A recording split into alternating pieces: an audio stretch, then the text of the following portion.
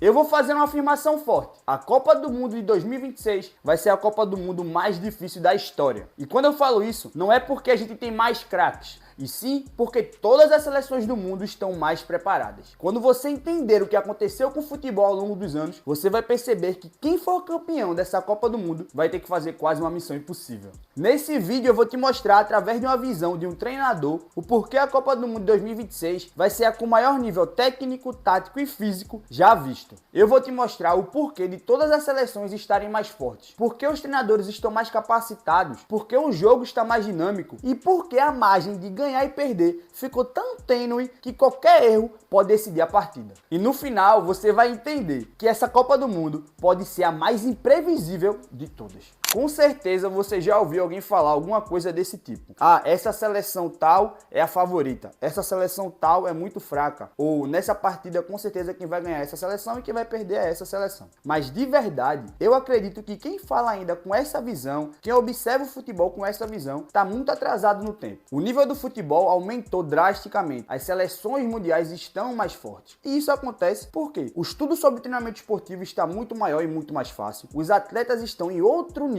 Então, quem está olhando o jogo com esse olhar, parece que está olhando para a última Copa do Mundo, ou para a Copa do Mundo de 2010 ainda. E isso mostra como o futebol mundial se desenvolveu, fazendo com que todas as seleções, principalmente aquelas que ninguém dava nada, conseguiram chegar em um nível competitivo. E quando todas as seleções estão competitivas, o nível da competição aumenta, fazendo com que nenhuma seleção consiga ganhar fácil. O primeiro ponto para a gente entender, pela visão do técnico, como as seleções estão mais fortes, a gente precisa entender que o futebol virou uma ciência. E quando eu falo isso, é porque antigamente as seleções iam para as competições internacionais apenas dependendo do talento do seu atleta, mas isso não existe mais. Já faz tempo que o esporte moderno ele virou uma análise de dados. Então hoje a gente tem uma gama de estatísticas, desde as mais simples a mais elaboradas. Então a gente pode ter uma estatística de quantos chutes ao gol e quantas conversões, quantas roubadas de bola ou quantos erros, por exemplo, de passe em determinada área do jogo. Até as mais elaboradas, quanto GPS, como o deslocamento do time, como ação tática elaborada ofensivamente ou defensivamente. E aí por que isso acontece? Porque o acesso da informação está muito maior. Com a internet, com a globalização, como já falei, do treinamento esportivo, hoje qualquer pessoa consegue acessar o YouTube e estudar os acertos e erros dos times adversários. Então, se a gente consegue fazer isso, imagine uma comissão técnica bem capacitada que está vivendo daquilo ali, é o trabalho dela. Então, o que acontece? Quando tem esse acesso à informação mais fácil, todas as seleções conseguem estudar os seus adversários. E aí, o futebol, ele vira um jogo de dados. O time que tiver mais dados sobre o outro consegue ganhar do outro. E por isso as seleções que não tinham tanta tradição no futebol começaram a ficar mais fortes e começaram a se desempenhar melhor, porque eles perceberam que o esporte hoje em dia é uma análise de dados. Então tudo bem, eu posso ser uma seleção que eu não tenho um jogador fora da curva como um Messi, um Neymar, um Cristiano Ronaldo, um Mbappé da vida, mas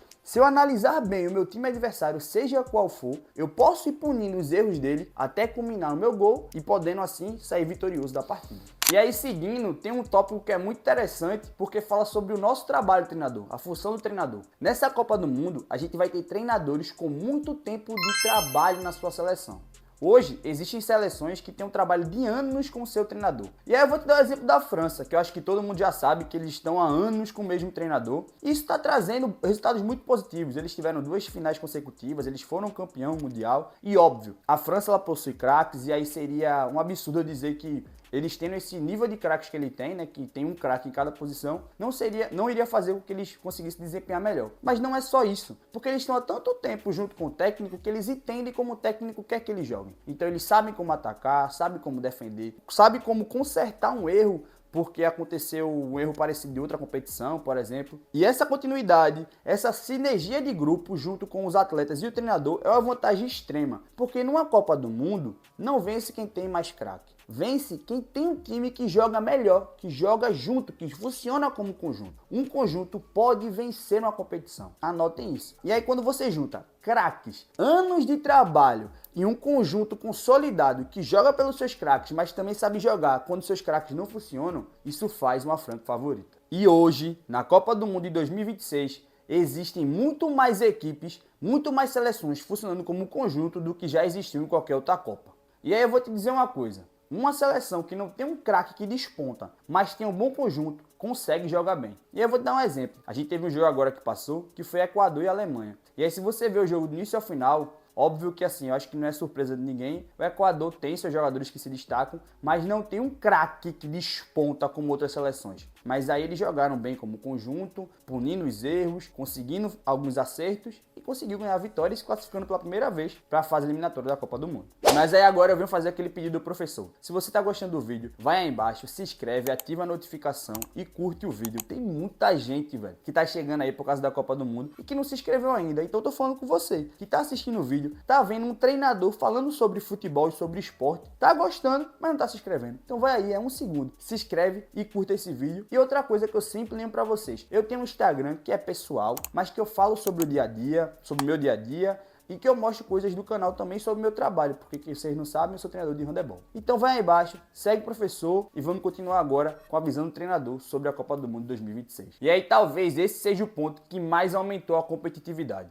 O mundo todo está produzindo jogadores de alto nível. Já faz anos que o monopólio da criação de atletas saiu da Europa e do Brasil especificamente. Hoje você vai ver jogadores de várias nacionalidades espalhados pelas maiores ligas do mundo. Isso acontece pelo trabalho de formação de atletas da base, aí a gente pode falar das seleções, mas também dos clubes de base desses países, que conseguiram formar atletas que se desempenharam tanto que chamaram a atenção das maiores ligas europeias, principalmente a Premier League, que é uma liga inglesa, que é uma das maiores ligas do mundo. Toda semana esses atletas estão competindo em mais alto nível. E aí quando eles voltam para sua seleção, eles voltam com uma bagagem muito grande, tanto física, como de inteligência tática, como de pressão. E aí quando eles voltam para sua seleção, eles acabam se tornando uma referência, eles começam a se tornar o craque da sua seleção. Então hoje é muito comum você ver que várias seleções têm 1, 2 ou até 3 jogadores que se despontam nas suas ligas europeias, fazendo com que o nível entre as seleções tenha diminuído drasticamente. Agora eu quero que você pense comigo, e aí pode pensar como treinador, ou pode ser só uma pessoa que caiu aqui aleatório nesse vídeo que gosta de futebol. Mas pense e me responder nos comentários. Se os jogadores estão melhores, se os treinadores estão mais capacitados, com mais sinergia e mais compactados com a continuidade de trabalho,